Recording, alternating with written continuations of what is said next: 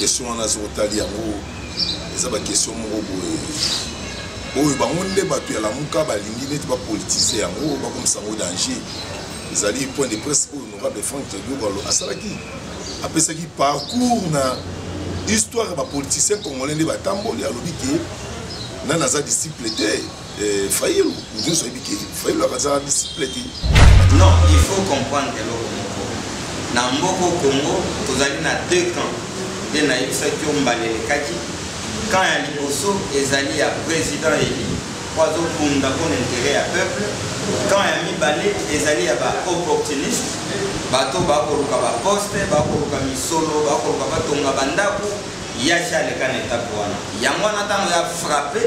bipai bango balelaka bakokaki kosepela te yango monaki bacomplice nyonso ya Rwanda y compris ndeko oyo otangi ndeko Franck Diongo bazwaki panique yango epesaki bango bilobaloba ya papa Franck Martin Fayulu ya ndeko na biso wana tozalaki na ye po ezali politique ya ndeko na biso tozalaki na ye wana Martin Fayulu maloba na ye yo nayebi te mwana nini akondima baloba na ye ke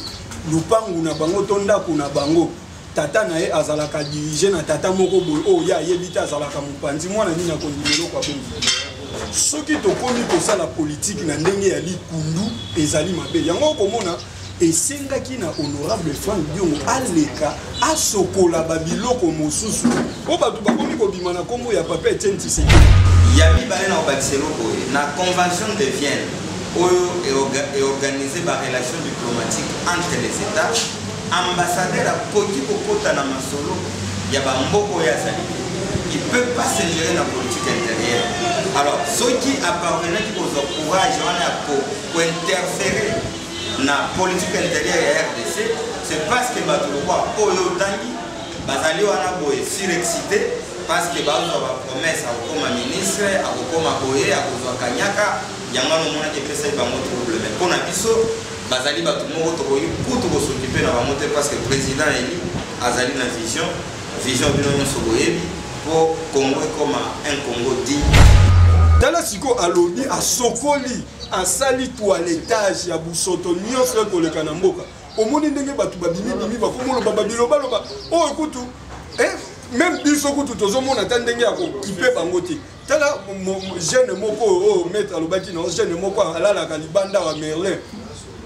azwi pe audace ya koleka na etando po abanda kofinga mokonzi na biso honorable Franck Diongo Merlin donc ozomona motongo donc atindi mo bato moko mike ndeko presse pengi po bango ba wibo tumboli bango non biso to tumboli bango mokonzi na bango leka lobake non makambo honorable Franck Diongo alobi eza lokuta il faut ba congolais pe mokili ba kolanda biso to esa bango vérité parce que biso to bundaka pona vérité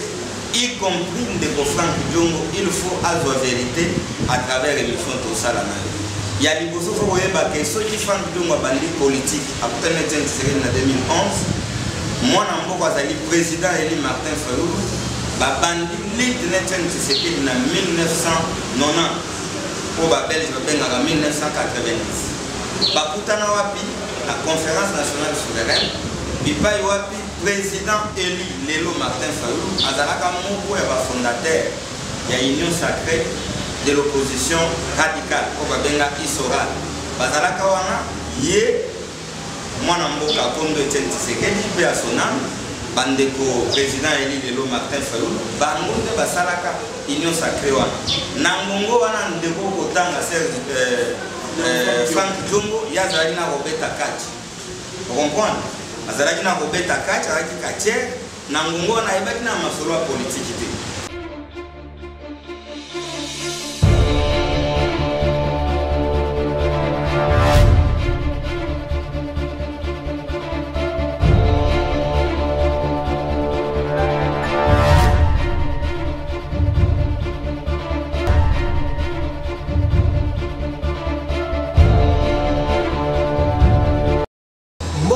na balandi sango ya Version Nouvelle TV bipai bonso izwami bino na Amérique na Afrika na Europe na Océanie bisika nyonso ezwami bino na bangonga oyo bokozwa libaku ya kolanda biso lelo totombeli bino mokolo elamu boyebi ete Version Nouvelle TV alandaka esika wapi mai ekotola, esika wapi moto ekopela, esika wapi likambo ezali. Yango wana présence na biso awa na kati ya MLP mpona koyeba nini ekoleka entre mwana mboka Frank Diongo na moninga oyo ye oyo bamuna ensemble tozalaki komona bango elongo bakotambola. Mais lelo to remarqué que non mwanungu ekoti yango Version Nouvelle TV eye awa na kati ya siège ya MLP koyeba nini yango eza koleka po topesa bino posolo. Yango lelo to yamami pe ya maître Bessi boyebi ke maître Bessi azali oyo penda ya bakabiso apesaka lobaka solo poto banda tokota na émission na biso vraiment bofungola matoi boluka boyeba vérité ni ezobima awa mote mwana mboka maître Bessi la journaliste esengo ezali susi ya kokota na mokolo ya lelo. Oui, esengo eza makasi, esengo eza makasi mo, esengo eza makasi. Merci malamu mingi mote mwana mboka mote journaliste toyebi eke mbala ya liboso oleka na mikro na biso ya Version Nouvelle TV mpona biso ezali elongi ya sika okotalisa na bana moko balandaka biso soki ozali nani awa na kati ya parti oza koasime role nini. Ok, merci beaucoup na maloba opesi biso mpe ndenge oyambi biso na etando na yo. Vraiment kombo na ngai ezali Gianni Poeta, nazali moko ya bajeune na kati ya mouvement communiste progressiste MLP en sigle oyo ezali dirigé na mokonzi na biso honorable Frank Diongo Chamba. Donc nazali moko ya bajeune na kati ya jeunesse ya MLP. Malamu mingi bana mboka pour comprendre que lelo vraiment la vérité kobima awa maître Bessi tokota na mama likambo pote tozali vraiment na tango molaite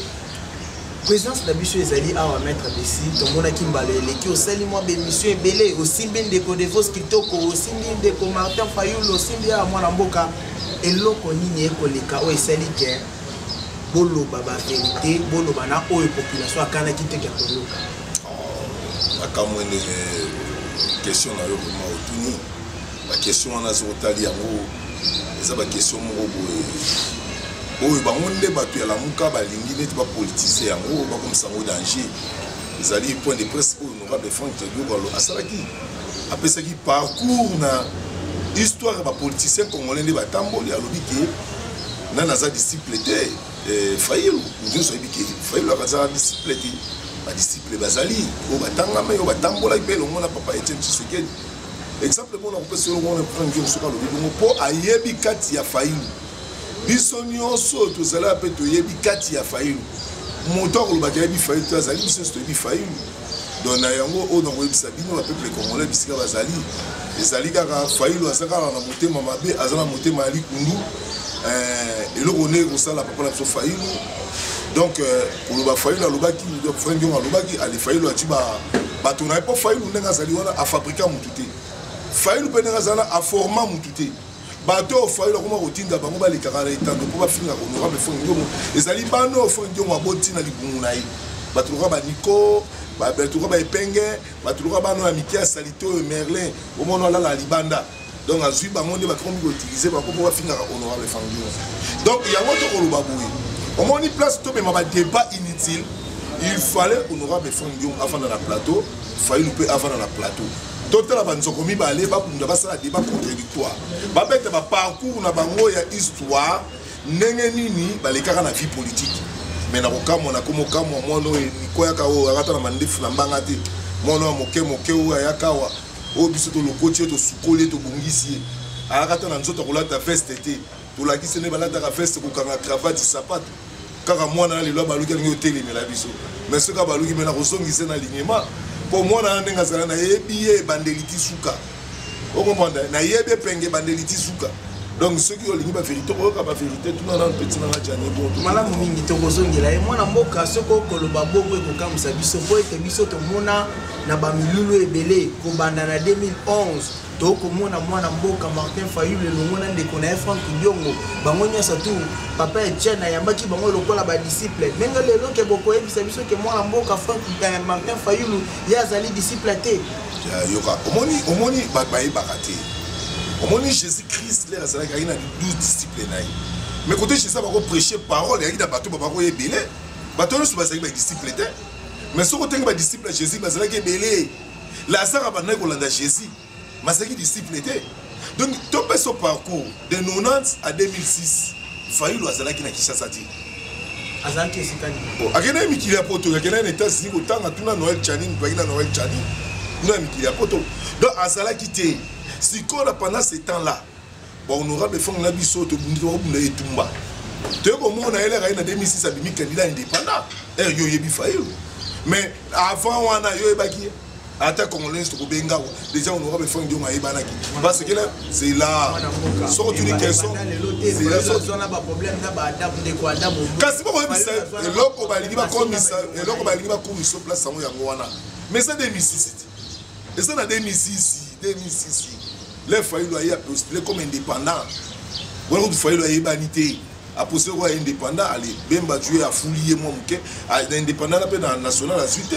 A quel provincial Bemba fouillé. N'est-ce pas provincial. Donc il y a un autre rôle baboué. Montant ça parcours naï. Pour les Bakenek Saint City. Là tout ça les référendums Fayulu a saté. Et bon, makamwana tout le monde en danger. Fayulu a yané ne bonga vanda, Franck Yonga vanda ne bonga. Tous les canards RTNC va ça la débat contradictoire. Wa to weba nani alobi vérité. Poti siko Fayulu ko kozongi sati. Ngana na mona moto moko te. O Franck Yonga alobi vérité n'est pas zongi si mo. Non na mona ti. Dans na mboka o. Na lobi boyi. Na mona moto te. Franck Yonga alobi na émission.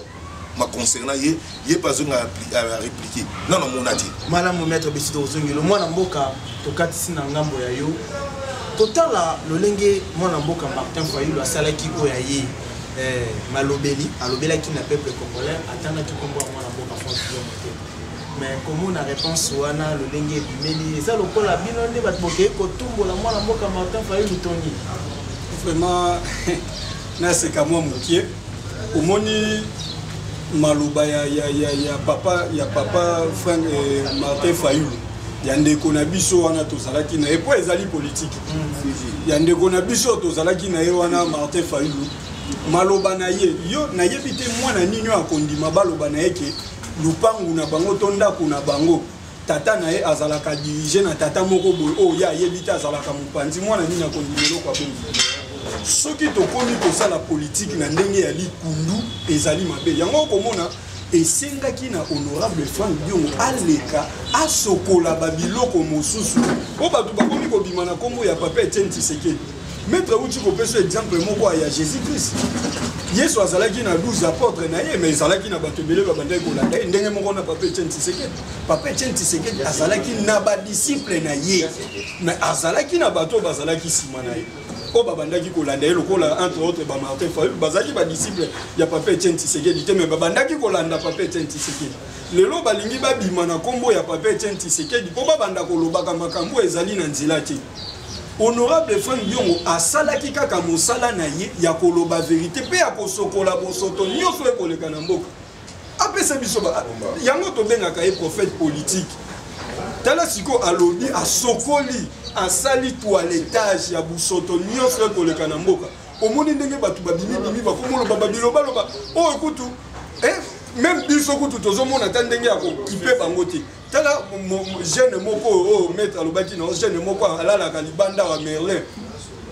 azwi pe audace ya koleka na etando po abanda kofinga mokonzi na biso honorable Franck Diongo Merlin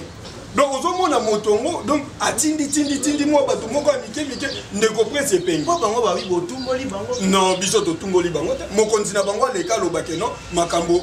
honorable Franck Diongo alobi eza lokuta aleka loba yango. Est-ce que yo mona ki biso to fandi poto non asalaki nde toilettage pour na kozongisa batu kolakisa batu te po liboso ezalaki ete o nazobunda ndenge papa Etienne Tshisekedi abandaki kobunda papa Etienne Tshisekedi abandaki kosala komba o ya kosala papa Etienne Tshisekedi akendaka na cour constitutionnelle akendaka te papa Etienne Tshisekedi abandaki kotambola kolobaka ke kutu Kagame mutu azodirige biso via nanyo ozomona ke batika kozwa politique oyo papa Etienne Tshisekedi abandaki kosala babalola yango na ndenge ya mabe yango esengaki na badisciple ya papa Etienne Tshisekedi parce que bakoselaka moto makambo oyo aza ya kokufa po moto ya bomo esoko okoseli makambo ya koloba asalaki juste toilettage mais tokosenga na ba Merlin ba Prince Penge bandeko ndiko maingele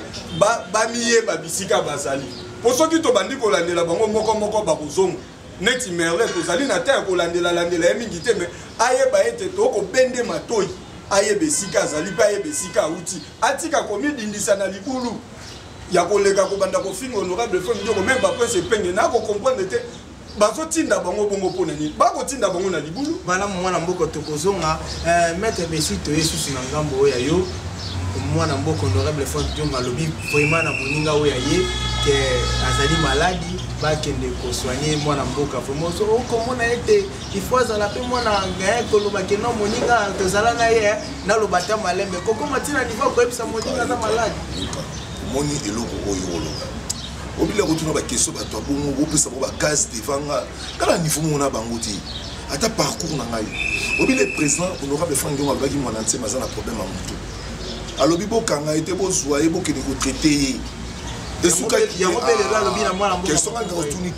il faut se la répondre cause à vitesse pourquoi batindio non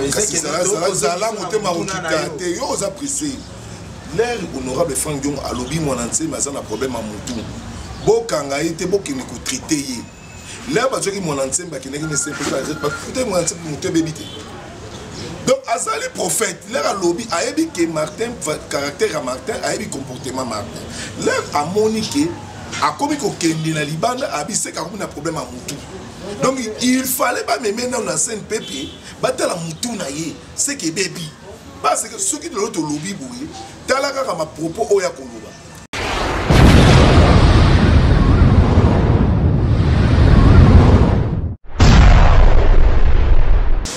tombeli bino bamokolo elamu epai ezwami bino na bamboka nyonso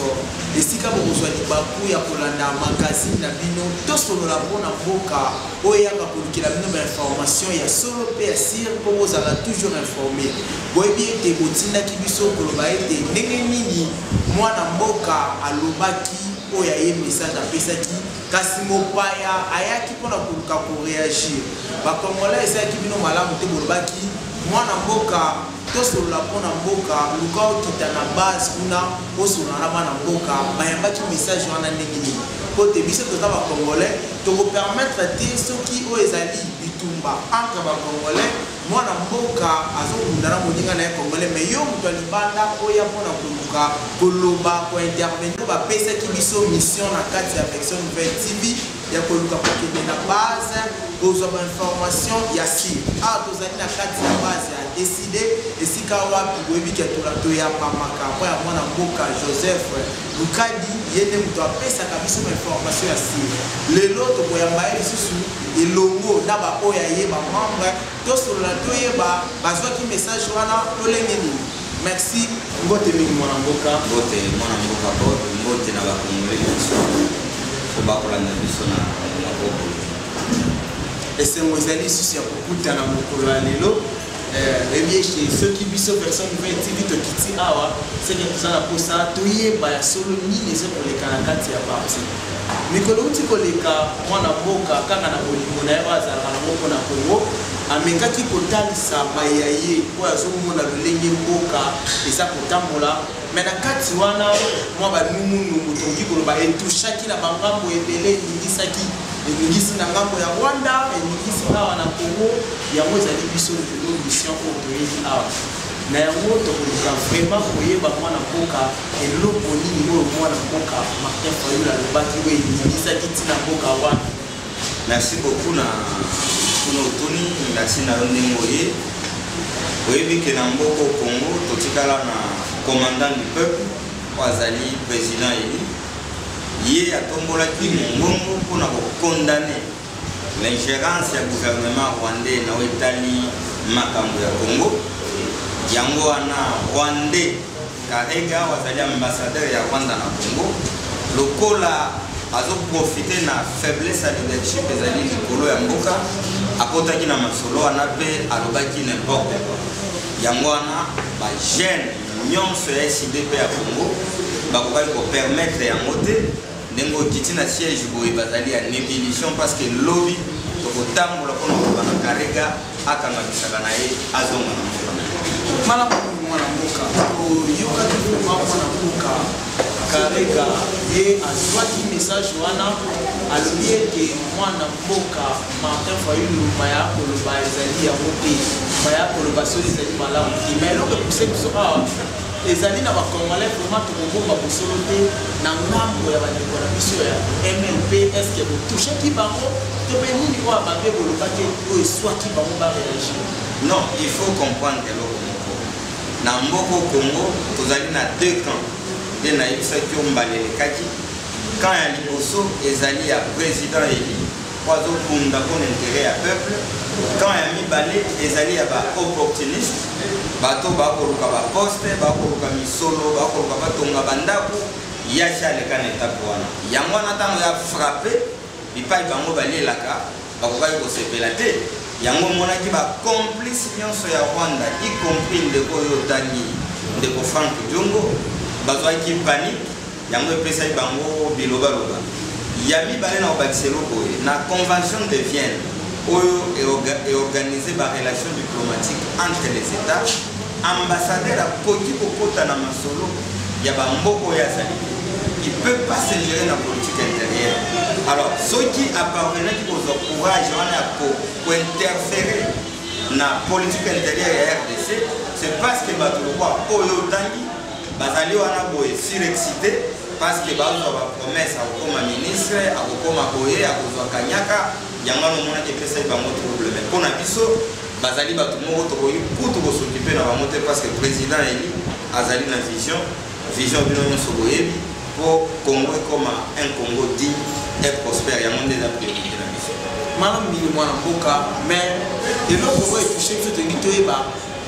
bandeko yanga mona biso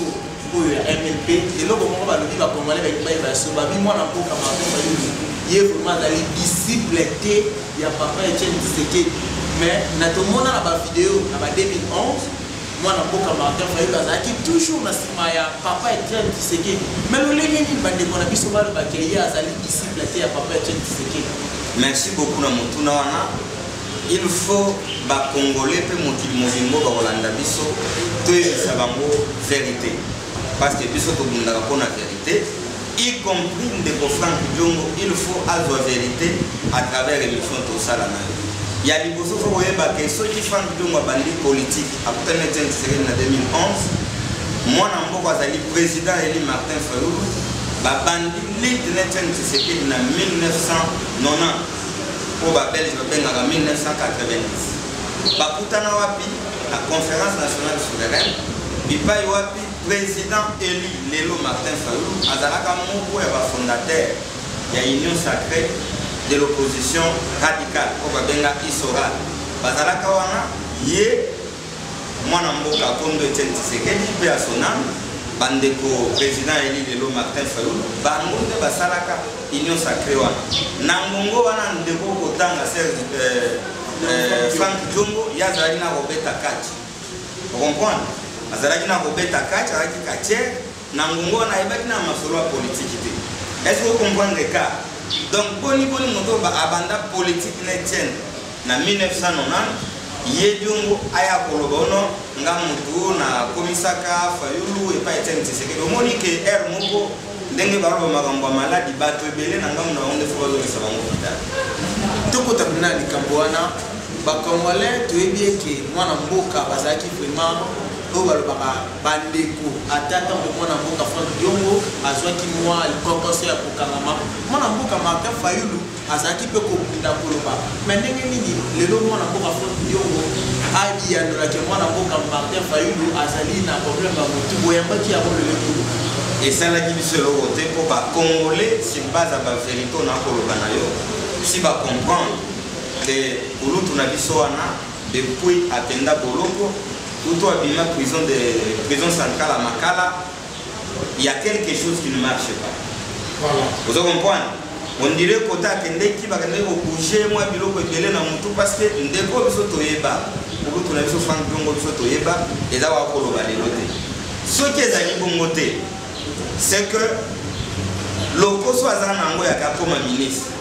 akoma vice-ministre. Azwa kanyate pande Tshisekedi yango ndeko panze mutu akoloba biloba loba. Le président Eli Azaliwana avec toutes ses facultés mentales et intellectuelles en place, mais problème na yende bato ba koyi bambongo mboka,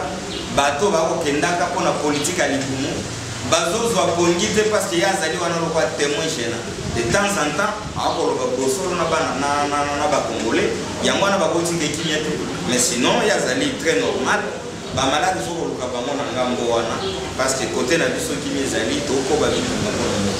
tokomi na suka ya bakambo tuyela kimelo mais motuna moko ba Congolais ba lobi soki okei kuna tena biso mwana mboka toza na posa toyeba ba explication lolenge nini mwana mboka Martin Fayulu alobaki ke Congo ekotambwama na président ya mboka Rwanda soki bokoki koexplike bakongolais bayeba na lolenge nini mboka Congo ekotambwama na nzela ya président ya Rwanda. Merci beaucoup. Ezali sous secrétaire. Il faut commettre la mwana mboka président Eli Martin Fayulu Maboko parce que na ngongo ba Congolais surtout na milieu na bango ba leader bako banga ta kotanga komba Kagame na mnoko yazali moko ya bao bazo courage ya koloba kolele te Rwanda azali à la base ya ba problème na biso siko na lombango ko to na problème attend azali na ba preuve pe tozali na ba preuve est-ce que si botanga rapport mapi est-ce que si botanga rapport ya ONU sur l'agression de la RDC au 1998 est-ce que si botangi panel d'experts ya Nations Unies sur les droits humains bakotanga explicitement l'implication rwandaise est-ce que le fonctionnement ya pouvoir en découtilo au monité tant le président il y a lobby biloko wana le lendemain na ngoni ne salemi découtilo mbasi conseiller spécial naé en matière de sécurité na ba chargé de mission na yatinji bango na Rwanda kuna na Rwanda bakeko samba okaki déclaration bono kolanda makambo koloba mate ko défier Occident que biso na Rwanda tokozala eloko moko alors que ba Congolais ba kosufrir awa to koloba no ba peine zo sabeli botembo un peu partout et zo zangisa biso boni ba Congolais ba kokota dutu wana ba Congolais ba kokota dutu wana te ezali bato bali na pouvoir yango ezali na ba parrain entre autres Kigali ko ya Paul Kagame bangonde ba wasala ke babimisaka mwana mboka Martin Fayulu tango bande eza ko solo ba preuve ya mwana natalisio ba uti ko samba kuna ba conseiller de Chilombo ko expliquer na tina makambo président ya Rwanda et moi vous dire que toyoki ke lobby de kozala mokolo oyo bana mboka bana décider bakoluka kobima libanda mpona Congo tobenga yango kodénoncer na l'offense kodénoncer mabe oyo mboka Rwanda elobi na nzela est ce que ezali ya solo